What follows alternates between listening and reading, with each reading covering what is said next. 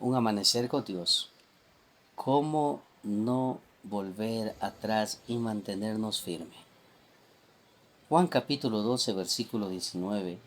La palabra de Dios nos da una enseñanza clara, pero los fariseos dijeron entre sí, ya veis que no conseguís nada, mirad, el mundo se va tras él. Cuando nuestro Señor Jesucristo caminó por este mundo, llevando a cabo su ministerio y su plan de salvación, aquí tenemos que entender algo. Los fariseos y los religiosos de aquella época se sintieron desesperados porque veían que el mundo se iba tras Jesús. Lastimosamente en la actualidad es al contrario. Son los cristianos los que se van tras el mundo.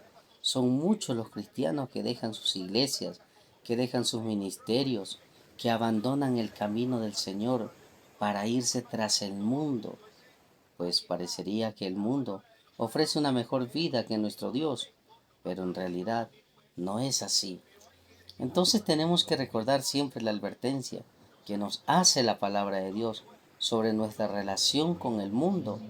Primera de Juan capítulo 2 versículo 15.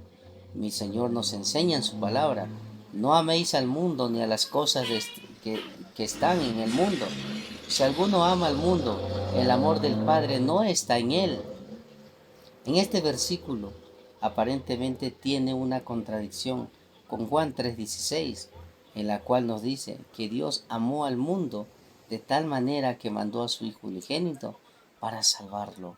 En realidad no tiene una contradicción cuando comprendemos que la palabra mundo en ambos textos tiene un significado muy diferente. En primera de Juan capítulo 2 versículo 15, mundo, cosmos, se refiere a los sistemas, valores, deseos pecaminosos que están en oposición a Dios.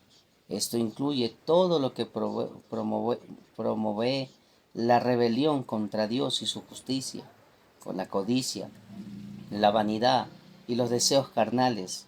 Amar el mundo en este sentido significa adoptar y deleitarse en los valores y deseos que son contrarios a la voluntad de Dios. Amados hermanos, la palabra de Dios nos muestra que el mundo, su sistema y sus valores están bajo la influencia y el dominio de Satanás. Por eso primera de Juan capítulo 5 versículo 19, sabemos que somos de Dios y el mundo entero está bajo el maligno. Es por esto que la palabra de Dios nos llama a cuidarnos de la amistad con el mundo.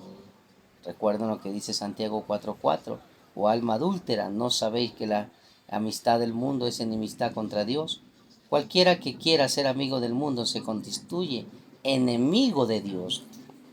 Esto no significa que no nos relacionemos con las personas del mundo, sino que no debemos adoptar sus valores, sus prioridades y sus caminos, y no llegan a creer que la vida mundana es algo bueno o positivo para nuestra vida. Podemos ver en los evangelios que nuestro Señor Jesucristo se relaciona y era amigo de los pecadores y de las personas más menospreciadas por los religiosos, pero no para vivir con ellos, sino para salvarlo. Qué gran diferencia que hacía mi Señor Jesús. Es la manera como nosotros debemos actuar como hijo de Dios. Que nosotros vamos a Marcos capítulo 2, del 15 al 17. Tomen en cuenta la enseñanza de mi Señor Jesús. Aconteció que estando Jesús en la mesa, en casa de él, muchos publicanos y pecadores estaban también a la mesa, juntamente con Jesús y sus discípulos, porque había muchos que le habían seguido, y los escribas y los fariseos viéndole comer con los publicanos y con los pecadores dijeron a los discípulos, ¿qué es esto? ¿Es que él come y bebe con los publicanos y pecadores? Al oír esto Jesús le dijo, los sanos no tienen necesidad de médico, sino los enfermos.